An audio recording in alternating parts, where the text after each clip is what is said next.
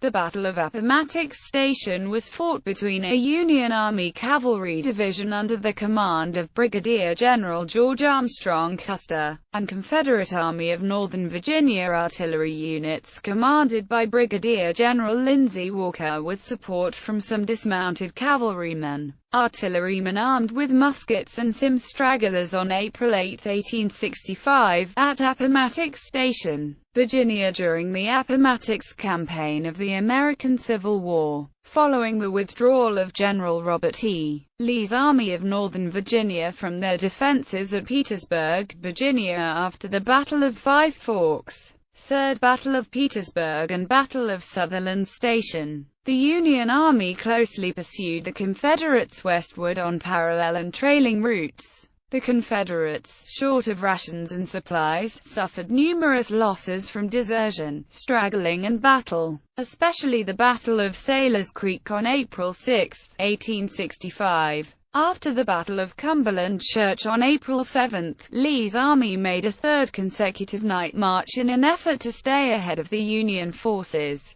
Union cavalry under the command of Major General Philip H. Sheridan made a long ride of about 30 miles on April 8, 1865 in order to capture Confederate supply trains at Appomattox Station and get ahead of the Confederates, cutting off their routes of retreat. At the start of the action at Appomattox Station, between about 2 p.m. and 3 p.m. on April 8, the leading troopers of Company K, 2nd New York Cavalry Regiment rode up to 3 unguarded Confederate trains that had been sent from Lynchburg, Virginia with rations, ordnance and other supplies for the Army of Northern Virginia and forced them to surrender. The rest of the regiment and other troopers from the brigade of Colonel Alexander Pennington, Jr., soon rode into the station in support. Troopers with railroad experience ran the 3 trains east about 5 miles to the camp of the Union Army of the James. A 4th locomotive and 1 or 2 cars escaped toward Lynchburg and at least 1 remaining car from that train was burned. The reserve artillery of the Confederate Army of Northern Virginia, under the command of 3rd Corps Artillery Chief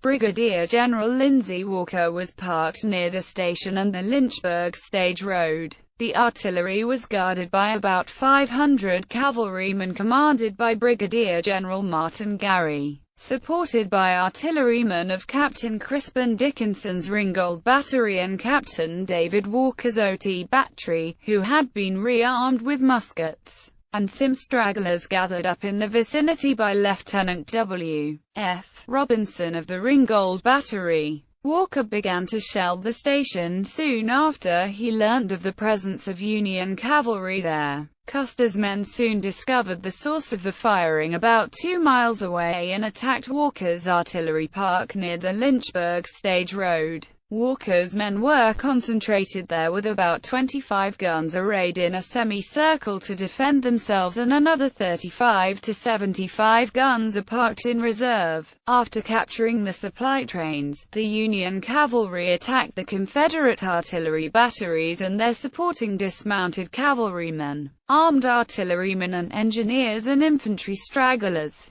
After making several futile charges in gathering darkness, the Union cavalry broke the Confederate defenses as the Confederates began to withdraw, taking as many guns and wagons with them as they could. After their breakthrough, Custer's men followed the fleeing Confederates in a running battle to the Lynchburg Stage Road, on which the Union troopers seized an important foothold. Sheridan relieved Custer's tired men with the division of Major General George Crook after the fighting died down. Sheridan advised Union General-in-Chief Lieutenant General Ulysses S. Grant of the favorable outcome of his raid at the station and fight at the artillery park. Sheridan expressed his opinion that the Union forces could surround and crush the Confederates the next morning with infantry support.